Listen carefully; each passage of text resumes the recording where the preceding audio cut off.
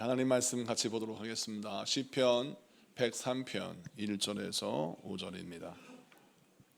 시편 103편 1절에서 5절 말씀 우리 다 같이 교독합니다. 제가 먼저 봉독합니다. 내 영혼아 여호와를 송축하라. 내 속에 있는 것들아 다 그의 거룩한 이름을 송축하라. 내 영혼아 여호와를 송축하며 그의 모든 은택을 잊지 말지어다. 그가 내 모든 죄악을 사하시며 내 모든 병을 고치시며 내 생명을 파멸해서 속량하시고 인자와 긍휼로 간을 씌우시며 다 같이 좋은 것으로 내 소원을 만족하게 하사 내 청춘을 독수리같이 새롭게 하시는도다. 아멘. 자, 오늘은 맥주감사절 절기를 맞아서 감사는 하늘 문을 여는 열쇠다라는 말씀으로 말씀을 증거할 때 맥주감사절에 많은 은혜가 있는 시간 되기를 바랍니다. 우리 옆사람과 인사하겠습니다. 하나님이 함께 하십니다. 할렐루야. 하나님께서 지금까지 우리와 함께 하셨습니다. 하나님이 함께 하신 증거와 은혜가 우리 삶 가운데 지금 보이고 있죠. 맥주감사절이란 절기가 무엇입니까? 우리가 항상 나누기도 하지만 이 맥주감사절이라는 뜻은 구약에서는 7.7절 또는 오순절이라 부르기도 합니다. 이가 무엇이냐면 한 해의 농사가 처음 이제 추수가 될 때, 밀 수확이 처음 시작될 때 이제 낫으로 추수를 시작하잖아요. 그때부터 7주가 지난 다음 날, 그래서 7주가 지난 다음 날이라고 해가지고 50일째에 드리는 절기라고 해서 오순절이라고 하기도 하고, 7일이 7번 지나간 절기라고 해서 77절이라고 부르기도 하는데, 이 77절 또는 오순절이라고 하는 맥주감사절은 어떤 의미를 갖고 있냐면, 내가 씨를 뿌렸어요. 그런데 가장 먼저 추수하는 기쁨을 누리는 절기가 이 맥주감사절이라는 것입니다. 자, 그러면 우리는 농사를 짓지 않는데 우리에게 왜 맥주감사절을 지키라 라고 하나님이 말씀하시니까, 이는 무엇이냐? 맥주절의 의미가 내가 이 한 해에 씨를 심어서 추수하겠다고 작정하고 계획한 것들이 이제 열매를 맺는 첫 번째 수확을 만나는 기쁨의 절기가 이 맥주감사절인 것처럼, 여러분의 인생에도 말씀의 씨를 뿌리고 은혜의 씨를 뿌리고 또 여러 가지 계획과 여러 가지 소망과 희망을 가지고 씨를 뿌리는 거예요. 그런데 그 씨가 자라나서 첫 번째 열매를 거두고 그 열매를 거두며 7주 동안 계속해서 추수할 수 있는 기쁨이 여러분 가운데 맺혀지기를, 허락되어지기를 간절히 사모하는 마음으로 이렇게 맥주감사절을 매년마다 지킴으로 우리가 신앙생활 하는 것입니다. 여러분, 이 맥주감사절의 의미가 여러분 인생 가운데 온전히 복으로, 하나님의 약속으로 여러분 주어지기를 축복합니다. 자, 그러면 이 맥주감사절에 우리가 나눌 하나님의 말씀인데, 오늘 본문은 다윗이 인생의 말년에 자신의 삶을 회고하면서 하나님께 올려드리는 시이고, 동시에 자기 후대 백성들과 자손들에게 이 시를 들려줌으로써 신앙생활을 어떻게 해야 되는지를 말씀하고 있는 것입니다. 그런데 이 시를 보니까 정말 독특한 특징이 있는데, 그 특징이 무엇이냐면 송축하라, 송축하라, 송축하라 라는 말씀이 반복되고 있어요. 송축하다라고 하는 동사는 어떤 의미냐면 무릎 꿇어 하나님을 높여라 라는 의미가 있습니다. 이 송축하라, 바라키라고 하는 말이 이 베레크라는 말에 연결되어 있는 단어입니다. 베레크란 말은 무릎이란 뜻이에요. 그러니까 무릎을 꿇어 하나님을 높여드려라 라는 의미가 이 송축하라 라는 의미에 담겨 있다는 것이죠. 다윗은 이제 왕으로서 또 나라의 지도자로서 인생을 살다가 이제 인생의 마지막이 가까이 오는 가운데 있습니다. 모든 다른 나라 왕들은 자신의 왕권을 자랑하고 자신의 업적을 기리기 위해서 비석을 세우고 탑을 세웁니다. 그래서 많은 나라의 왕들이 그렇게 탑과 비석을 세워서 자기의 업적을 자랑하죠. 그런데 다윗은 자신의 업적을 자랑하지 않고 하나님께 무릎 꿇는 모습을 백성들에게 보여줍니다. 하나님을 높여드리는 찬양을 자손들에게 들려줘요. 이유는 무엇이냐면 하나님을 높여드리는 삶이야말로 진정한 축복의 계승의 역사가 일어나기 때문입니다. 여러분, 한때 반짝 복 받는 게 좋아요? 아니면 길이길이 복을 받고 잘 되는 게 좋습니까? 길이길이 잘 되는 게 좋지 않습니까? 우리 인생이 그렇잖아요. 다윗도 마찬가지입니다. 자신의 인생을 돌아보니까 고난과 환난이 점철된 인생이었어요. 그런데 하나님이 복을 주셔서 자신의 인생 말년에 하나님이 복의 복을 쏟아 부어 주셨습니다.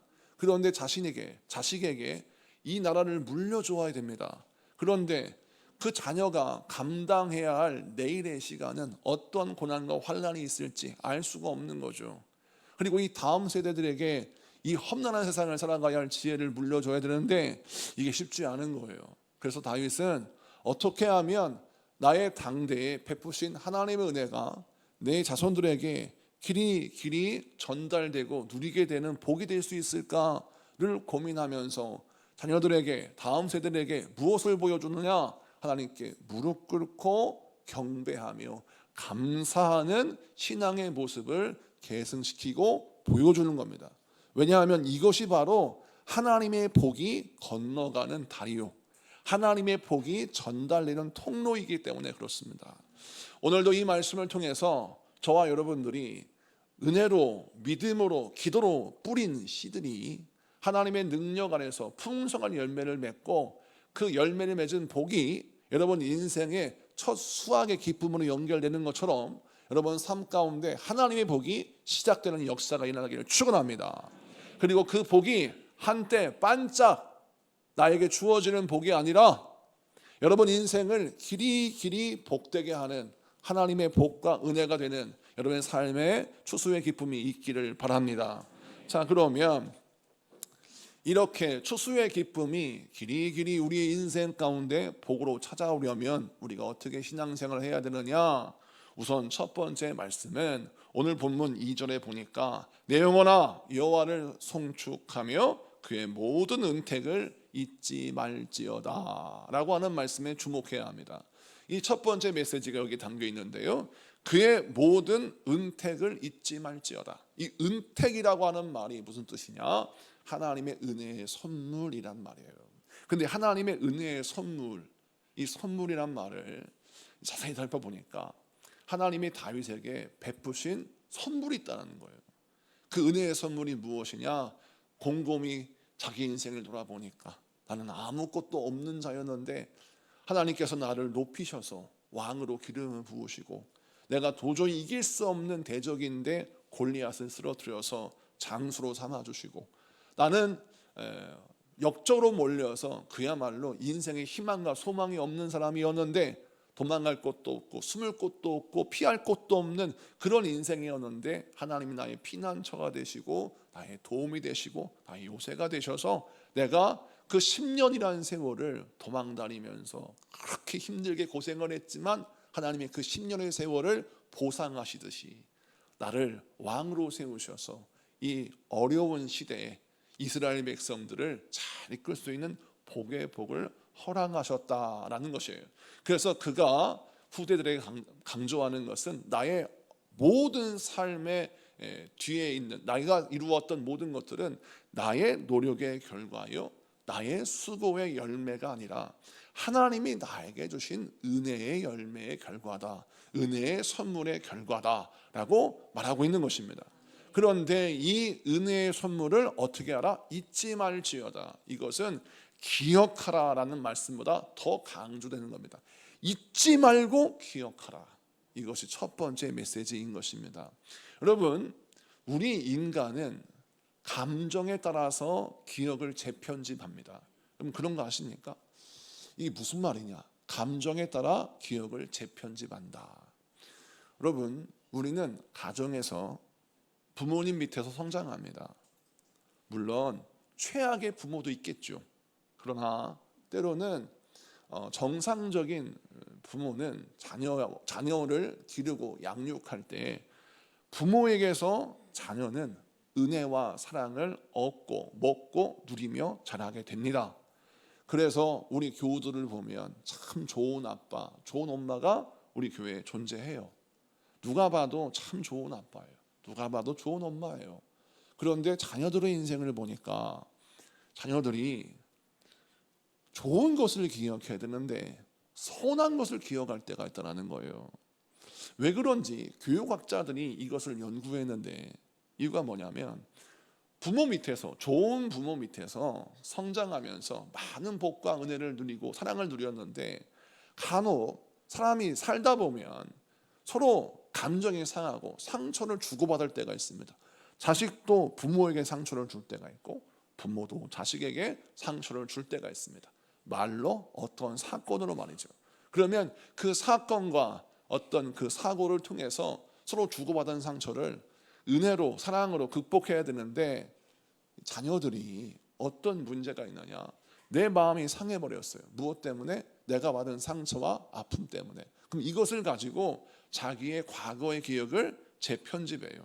어떻게 편집하냐면 부모에게서 받은 사랑은 지우고 부모에게 받은 상처만 기록해 놓는 거예요. 그래서 나의 역사책, 나의 인생의 사진첩을 나의 상처의 기록으로 바꿔버리는 겁니다. 좋은 것을 기억하는 게 아니라 나쁜 것을 기억하고 은혜를 기억하는 게 아니라 상처를 기억하며 과거를 만들어버리는 거예요. 그래서 받은 은혜가 더 크고 받은 사랑이 더 큰데 그 사람은 늘 불평과 원망하면서 아버지에게, 엄마에게 이런 상처를 받았다라고 말을 하는 것입니다. 이것은 심리학자에서 보면 기억의 오류의 현상이라고 합니다. 여러분, 왜 이렇게 기억의 오류가 벌어질까요? 이유는 감정에 따라 우리의 기억을 재편집하기 때문에 그렇습니다. 그러면 우리가 어떻게 기억을 해야 될까요? 기억의 주도권을 내가 가지면 안 됩니다. 내가 어떤 사건을 해석하고 어떤 사건의 그 기억을 내가 주도하면 나는 내 감정에 따라서 해석하고 내 감정에 따라서 기억해요. 그러다 보니까 나중심적인 기억법이 존재해서 나로 하여금 하나님의 은혜에 감사하는 삶이 아닌 불평과 원망하는 삶을 살게 하고 더 나아가 내 가정의 관계를 깨트리고 내 이웃의 관계를 깨트리고 더 나아가 하나님과의 관계를 깨트리더라는 거예요. 그래서 이 사람들이 신앙생활 할 때 어떻게 해야 되냐면 하나님께 나의 생각과 나의 기억을 재편집하는 주도권, 이 편집하는 주도권을 하나님께 맡겨서 하나님의 방법대로 기억하고 판단하고 이해해야 한다는 것입니다. 이 예로 우리가 가인과 아벨을 들 수가 있습니다. 가인과 아벨을 보면 가인과 아벨은 사실 형제간입니다. 서로 사랑해야 되고 서로 협력해야 되고 서로 도와야 할 관계가 형제라는 관계예요. 그런데 이 가인과 아벨이 하나님께 제사를 드리는데 하나님이 아벨의 제사는 받으시고 가인의 제사는 받지 않으셨어요. 이거를 가인은 어떻게 받아들이냐면 하나님이 나를 거절하셨다라고 받아들였어요. 감정이 상해버렸습니다. 자, 가인의 감정이 거절당했다라고 하는 이유로 마음이 상해버리자 어떻게 현실을 해석하고 오늘을 해석하냐면 하나님이 나를 거절하신 이유가 뭘까라고 생각해요. 그때 중요한 점은 하나님 편에서 나를 돌아볼 줄 알아야 되는데 그게 아니라 내가 주도권을 가지고 이 문제를 해석하려고 들다 보니까 아벨을 나를 불행하게 만드는 가해자로 본 것입니다. 내 동생이 너무나 잘났고 내 동생이 우리 하나님께 특별히 사랑을 받고 살다 보니까 이 동생의 존재 때문에 내 사랑을 받지 못해. 내가 만약 동생이 없었다면 하나님께 사랑을 독차지받는 사람이 될 텐데 이놈의 동생 때문에 내가 인생이 불행해졌어 라고 하는 피해의식을 갖게 됩니다. 그래서 아벨은 나의 인생을 불행하게 만드는 가해자, 나는 아벨 때문에 큰 피해를 겪는 피해자라고 생각해버리는 거예요. 이렇게 피해의식 속에서 아벨을 다시 보니 아벨은 정말 둘도 없는 원수처럼 보이는 겁니다. 아니 어저께까지만 해도 나의 정말 사랑스러운 형제였는데 피해의식을 가지고 자기중심적인 사고방식을 가지고 아벨을 보고 형제를 보니까 아니 나를 불행하게 만드는 나는 가해자요 범죄자로 보이는 거예요. 그래서 결국 그는 어떻게 합니까? 자기가 행복해지기 위하여 자기가 이 힘들고 어려운 상황에서 나를 회복하기 위해서 나의 인생을 불행하게 만드는 가해자 저 아벨을 죽여야 내가 행복할 수 있겠다 생각해서 아벨을 죽이죠. 이것이 바로 가인의 어리석은 죄요 가인의 불행의 원인입니다. 사랑하는 성도 여러분, 오늘날 이 가인의 잘못된 사고방식, 이 가인의 잘못된 인식의 체계가 오늘날 우리에게도 발견됩니다. 여러분, 부모는 여러분의 인생을 불행하게 만든 가해자가 아니에요. 내가 공부를 안 한 거고 내가 노력을 안 한 거고 내가 최선을 다하지 않은 거예요. 그런데 부모가 나를 도와주지 않았고 부모가 나에게 더 좋은 환경을 주지 않았고 더 좋은 상황을 주지 않았고 더 나은 조건을 주지 않아서 다른 애들은 더 좋은 환경 속에서 쉽게 성공을 하는데 나는 좀 훌륭하지 못한 부모 만나서 이렇게 어렵게 인생을 풀어간다라는 착각을 하는 것입니다. 그래서 이 더 나가면 어떻게 되냐면 부모는 나의 인생을 불행하게 만드는 가해자요 나는 부모 때문에 나는 피해를 입은 피해자라고 하는 망상에 빠지는 거예요. 여러분, 그거는 가인의 착각입니다. 우리 하나님은 우리에게 공평한 은혜를 주셨어요. 씨 뿌리는 자의 비유에 보면 우리 예수님께서 비유하시기를 모든 밭에 씨가 뿌려졌다라고 말씀합니다. 그 모든 밭이란 길가밭, 또 바위, 그리고 가시덤불, 그리고 옥토에 씨가 뿌려집니다. 농부는 종자를 귀하게 여깁니다. 함부로 씨를 뿌리잖아요. 만약 좋은 씨가 있는데 농부가 아무렇게나 길가에 씨를 뿌리고 바위 위에 씨를 뿌리면 그 사람은 이상한 사람이라고 손가락질 받을 겁니다. 왜냐하면 그런 곳에 씨를 뿌리면 여러분 싹이 나겠습니까?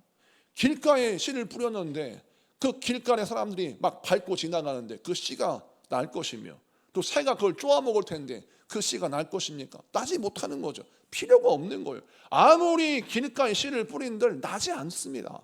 바위 위에 씨를 뿌린들 여러분 그 씨가 자라겠습니까? 좀 자랄만 하면 말라 비틀어 죽을 수밖에 없죠. 가시덤불에 뿌려진 씨도 마찬가지죠. 좀 자랄만 하면 잎사귀가 줄기가 가시에 찔려서 죽을 수밖에 없는 게 가시덤불에 뿌려진 씨입니다. 그러면 농사꾼이면 지혜로운 농부면 이 길가는 이건 뿌려봤자지. 저 바위도 뿌려봤자지. 저 가시덤불도 뿌려봤자지 라고 생각하고 안 뿌리고 어디 밭에만 뿌려요? 비옥하고 좋은 옥토에만 씨를 뿌리는 게 농부의 상식이에요. 그런데 성경 말씀에 보면 이 농부는 모든 씨에 똑같은 씨를 뿌려줍니다. 여러분, 이것이 바로 하나님의 공평하신 은혜예요. 왜냐하면 우리 모두는 다 내가 하나님의 복음의 말씀을 들었다고 해서 착각하는 게 내가 옥토이기 때문에 좋은 밭이기 때문에 하나님이 나에게 이렇게 복음의 말씀을 주시고 축복의 말씀을 주셨다고 착각하는 거예요.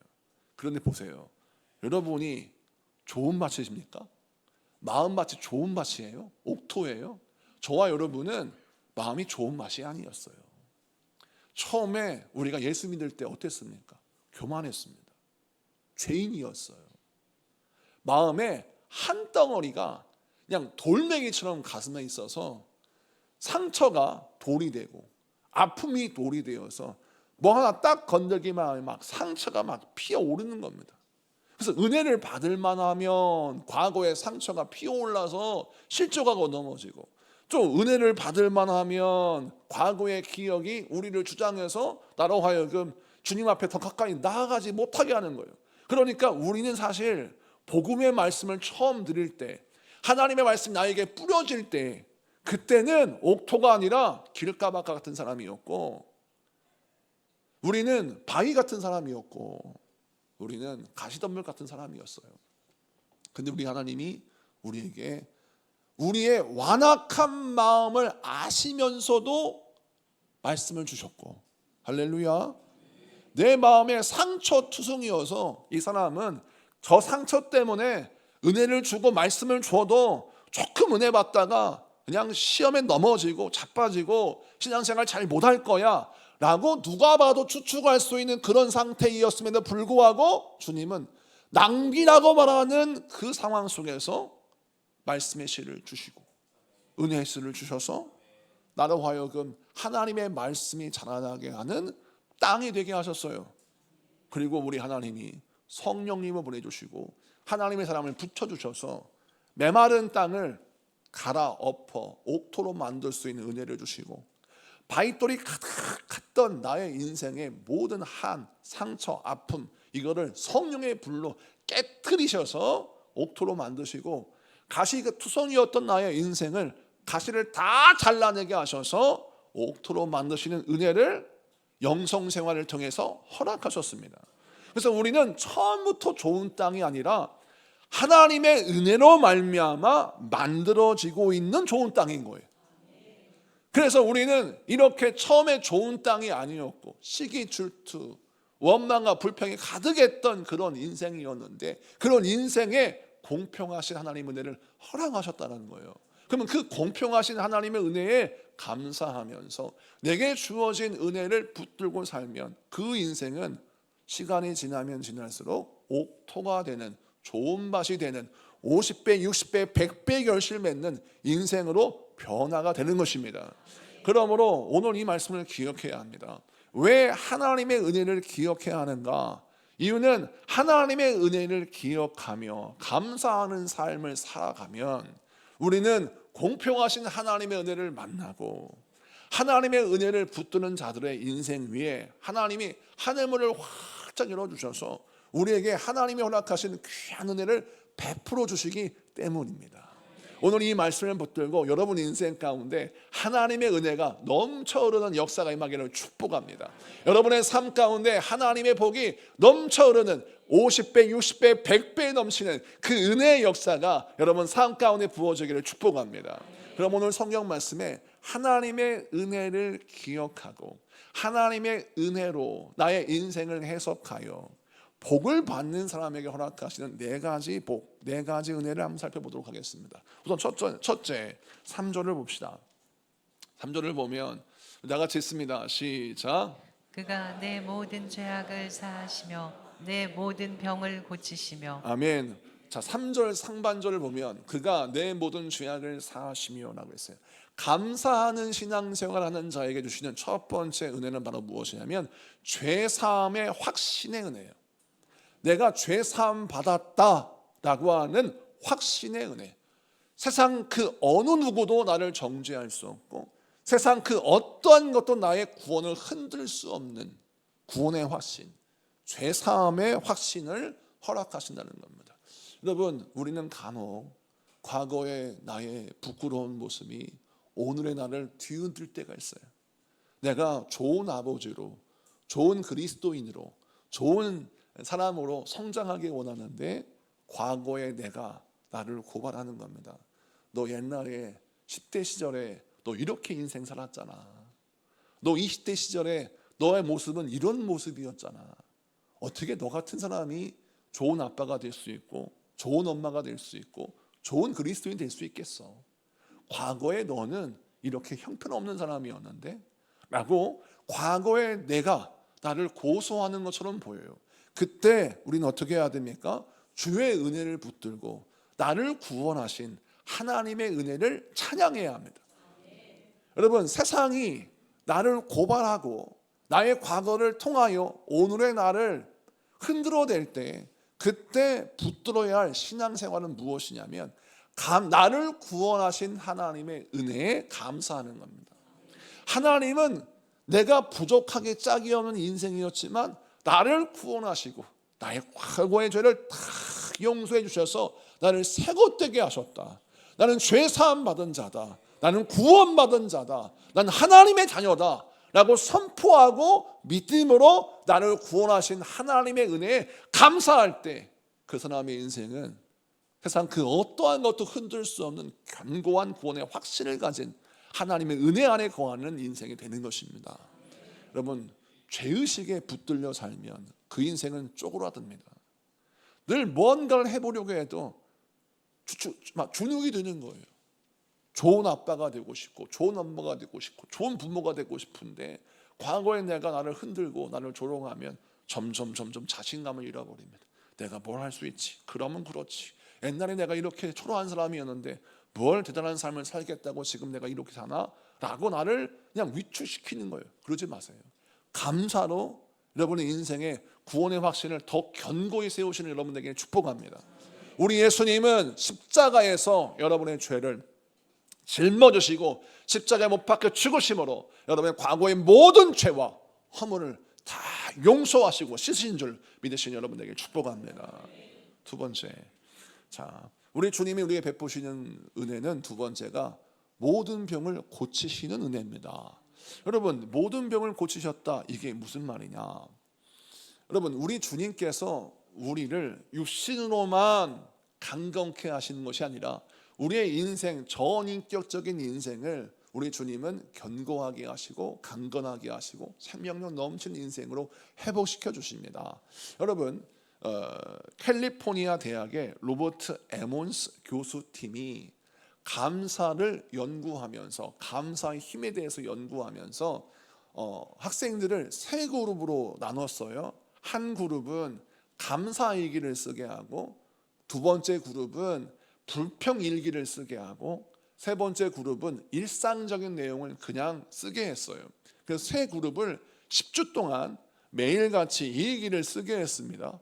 그런데 로버트 에몬스 교수팀이 10주 후에 그 감사 일기를 쓴 사람, 불평 일기를 쓴 사람, 일상 일기를 쓴 사람을 모아서 검진을 했는데, 우선 불평 일기를 쓴 사람은 위경련에 시달린 사람도 있었고 온갖 스트레스에 막 마음이 우울해져서 우울감을 호소하는 사람도 있었다고 합니다.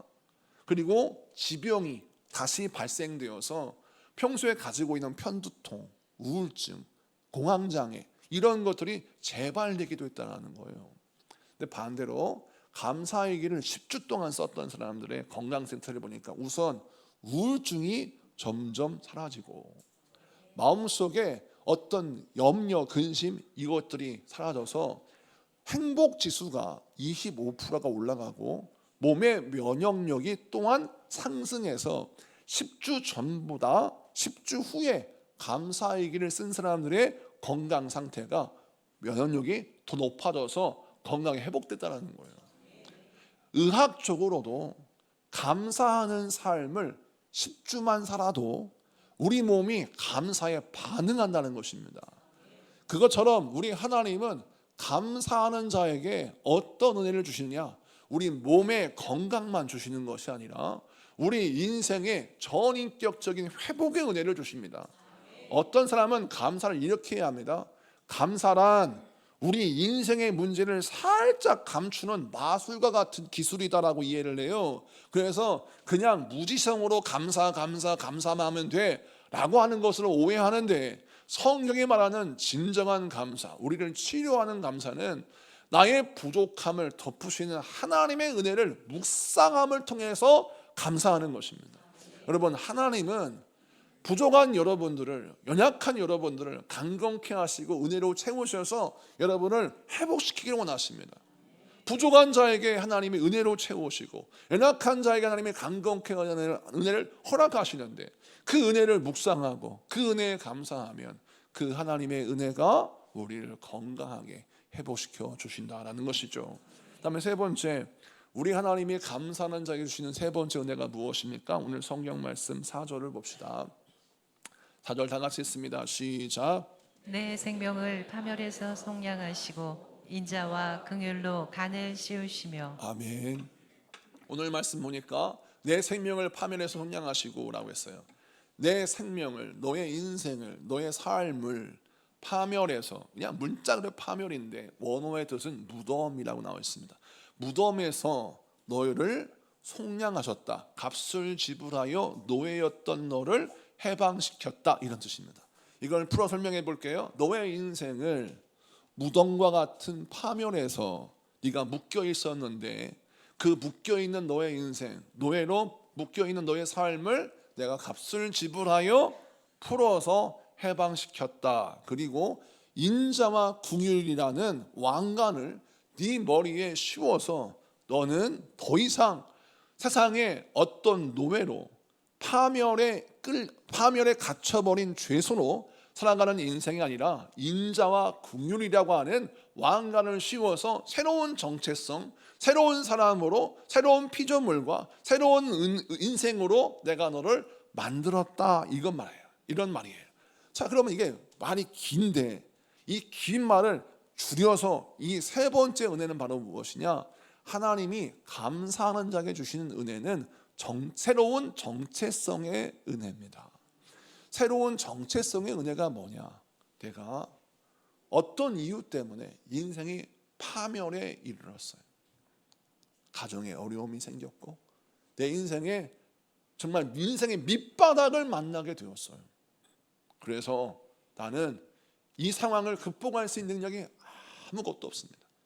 문제는 더 있는데 사람들이 그런 나를 보면서 나를 정죄하기를, 너는 이렇게 어려움을 당하는 걸 보니 네가 죄가 많아서 그래, 네가 잘못한 거지 라고 우리를 계속 정죄하고 우리를 유혹하고 우리를 막다른 골무로 몰아요. 그런데 이것을 내가 해결할 수 있는 힘은 나에게 없어요.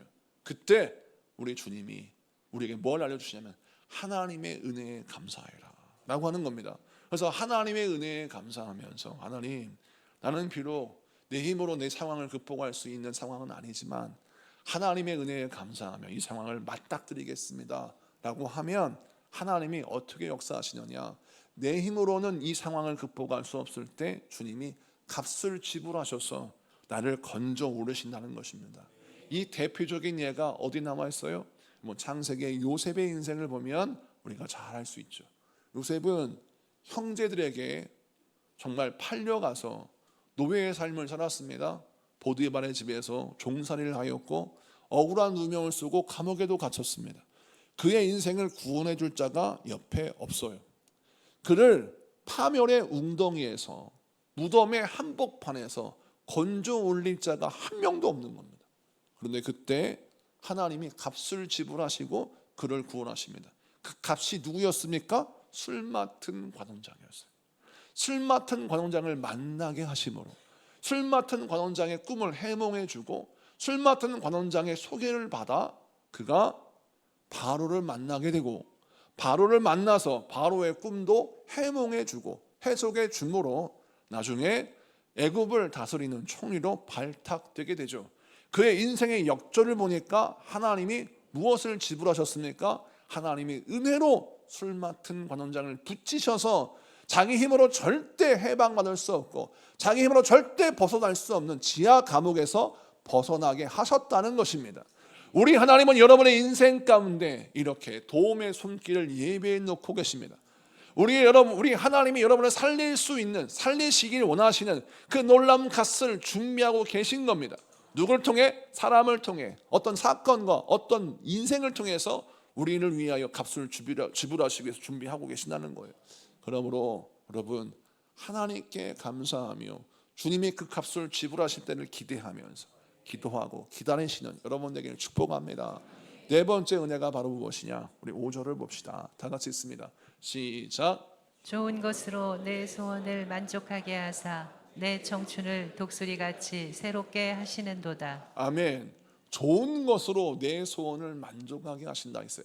감사하는 자에게 주시는 네 번째 은혜가 좋은 것으로 내 소원을 만족하게 한다. 좋은 것이 뭘까? 많은 사람들이 이 좋은 것은 재물, 명예, 권세, 인기 이런 것으로 오해해요. 근데 이 좋은 것은 세상의 것들이 아니에요. 이 좋은 것은 하나님의 이름이요, 하나님의 은혜요, 하나님의 역사라는 것입니다. 여러분, 그 대표적인 예가 다윗의 인생을 보니까 하나님이 그에게 이름을 주셨어요. 다윗이 처음에 골리앗을 무너뜨릴 때 골리앗의 무기는 칼과 창과 단창이었지만 다윗의 무기는 돌멩이였습니다. 근데 그 돌멩이를 들고 골리앗을 향해 나아갈 때 다윗이 뭐라고 말합니까? 사무엘상 17장 45절에 보면 그가 고백하기를 너는 칼과 창과 단창으로 나아오거니와 나는 만군의 여호와 이름 네가 모욕하는 이스라엘 군대의 하나님의 이름으로 내가 너희에게 나아간다 라고 선포하면서 그가 돌멩이를 들고 골리앗과 싸워요. 누가 이깁니까? 다윗이 이기죠. 골리앗은 다윗에게 집니다. 그런데 어떻게 골리앗의 무기를 다윗의 돌멩이가 이길 수 있습니까? 그 이유는 하나님의 이름의 능력을 누가 가지고 있어요? 다윗이 가지고 있기 때문에 그렇습니다. 사사기를 보면 삼손이 레이에 맞닥뜨린 블레셋 군대를 무찌른 장면이 등장하는데 그때 블레셋 군대를 나귀의 새 턱뼈로 1000명을 죽입니다. 그래서 블레셋 군대를 대파시켜요. 그 놀라운 승리의 비결이 어디에 있습니까? 하나님이 이 삼손에게 복을 주시는데 성령의 말씀 보니까 하나님의 영이 삼손에게 갑자기 임하매라는 말씀이 있어요.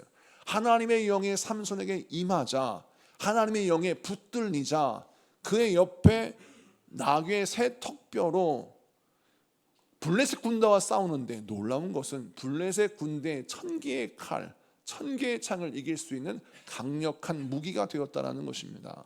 여러분, 나귀 턱뼈가 뭐 대단한 무기겠습니까? 다윗의 돌멩이가 뭐 대단한 도구였겠습니까? 그런데 하나님께 붙들리자 평범한 도구는 비범한 도구가 되고 평범한 무기는 아주 날카로운 무기가 되더라는 것입니다. 그래서 우리 하나님은 우리에게 무엇을 설명하시느냐? 하나님이 우리에게 베푸시는 좋은 것이란 세상의 것들이 아니라 하나님의 능력의 이름이요, 하나님의 구원의 이름이요, 하나님의 생명의 이름이라는 거예요. 그리고 그 생명의 이름, 구원의 이름을 통해 주시는 하나님의 성령의 능력이 나에게 임하면 그 성령에 붙들리면 나는 나귀 턱뼈를 붙들어도 승리할 수 있고 돌멩이를 붙들어도 세상을 이길 수 있더라는 거예요. 그러므로 세상의 힘을 쫓아 시간 낭비하지 말고 하나님께 붙들려 쓰임받은 여러분에게 축복합니다. 이렇게 하나님께 붙들리면 이런 놀라운 역사가 일어나는데 좋은 것으로 우리의 손을 만족하게 하시고 우리 하나님 우리를 복되게 하시는 역사가 나타난다라고 말씀하는 겁니다. 이 4가지 은혜가 무엇을 통해 주어져요? 감사를 통해서 주어진다는 겁니다. 그래서 오늘 제목처럼 감사는 하늘문을 여는 열쇠입니다. 감사로 하늘문이 열리면 이와 같이 4가지 은혜, 죄사함의 확신의 은혜가 우리에게 부어지고 모든 병에 치유되는 회복의 은혜가 부어지고 우리의 인생의 파멸로부터 우리를 건지시는 새로운 정체성에 부여받는 은혜가 주어지고 그 다음에 하나님께서 허락하신 좋은 것이 내 인생의 소원을 만족하게 하는 좋은 것을 베푸시는 은혜를 우리에게 허락하신다는 거예요. 그래서 우리는 하나님께 맞닿아 있는 것이 굉장히 중요하고 우리 인생 위에 하나님의 하늘문이 열리는 것이 굉장히 중요하다는 거예요. 이스라엘의 성지순례를 가면 만나는 여러 나무들이 있는데 그 가운데 이스라엘에 3000년이나 된 이 올리브 나무가 있다고 합니다. 제 사진을 준비했는데 저 나무가 세상에 3000년이나 된 올리브 나무래요. 그 오랜 세월 동안 저 나무가 자라면서 정말 여러 죽을 고비를 넘기고 여러 어렵고 힘든 세월을 버텨놨을 텐데 저 나무를 옆에서 보면 나무가 워낙에 오래되고 모진 바람을 맞고 섰기 때문에 겉으로 보면 죽은 나무처럼 메말라 있다고 합니다. 그래서 이 나무는 죽었네, 이 나무는 이미 말라 비틀어졌는데 라고 생각이 든다라는 거예요. 그런데 저 잎사귀를 보면 파랗지 않습니까? 저 3000년 된 올리브 나무가 항상 새로운 가지를 내놓고 그 새로운 가지에 올리브를 맺는다라는 거예요. 그래서 이 3000년 된 올리브 나무는 계속해서 열매를 맺는 현역에 일하는 나무라는 거예요. 여러분, 어떻게 이런 일이 벌어질 수 있을까? 학자들이 연구했답니다. 연구해봤더니 이 사막에, 이 척박한 땅에 심겨진 올리브 나무가 자랄 수 있었던 배경은 저 나무가 키가 작지만 뿌리는 굉장히 깊고 넓어서 저 척박한 땅에 뿌리가 깊고 깊게 3000년 동안 뻗어나가서 온 땅의 영양분과 온 땅의 수분을 빨아들여 그 빨아들인 영양분과 수분을 어떻게 했어요? 자기의 가지에 전달하고 그 가지가 열매를 맺도록 하는 이 기본적인 일에 충성을 다했다는 거예요. 여러분, 나무가 다 이렇게 하는 거 아닙니까? 그런데 어떤 나무는 뿌리를 깊게 내리는데 힘을 들이지 않고, 뿌리는 깊게 내리지 않고 키가 높이 올라가거나 풍성한 가지를 많이 뻗거나 많은 열매를 맺는 것에 집중하는 나무들이 있어요. 그런 나무들은 키는 빨리 크고 잎사귀는 더 풍성해지며 많은 열매는 거둘 수 있으나 비바람이 오고 태풍이 불면 쉽게 부러져 버리거나 넘어져 버린다는 것이죠. 그런데 이 3000년 된 올리브 나무는 키는 작지만 그의 인생의 뿌리가 깊게 땅에 뻗어가 있으니 어떠한 비바람도 그를 꺾을 수 없고 어떠한 태풍도 그를 무너뜨릴 수 없는 강력한 힘을 가져서 3000년 동안 열매를 맺는 나무로 성장했다라는 것입니다. 여러분, 이 나무처럼 우리 인생도 이렇게 롱런하는 인생이 되어야 합니다. 이렇게 3000년의 세월을 견뎌낼 수 있는 강력한 생명의 힘, 열매 맺는 능력을 얻으려면 우리가 어떻게 해야 합니까? 우리가 감사로 모든 것을 해석해야 합니다.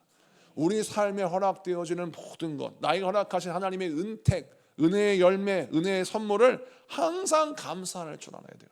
나를 살리신 하나님의 은혜에 감사, 나에게 이렇게 일할 수 있는 건강 주심에 감사, 나에게 가족 주심에 감사, 나에게 살아갈 수 있는 힘과 용기와 지혜 주심에 감사, 날마다 내게 주신 하나님의 은혜를 발견하고 감사하고 그것을 기억하고 그 감사의 은혜의 기억법으로 내 인생을 해석하면 나의 인생은 세월의 무게를 이길 수 있는 생존력을 가질 수 있고 어렵고 힘든 세월을 견뎌낼 수 있는 놀라운 열매를 거둘 수 있는 것입니다.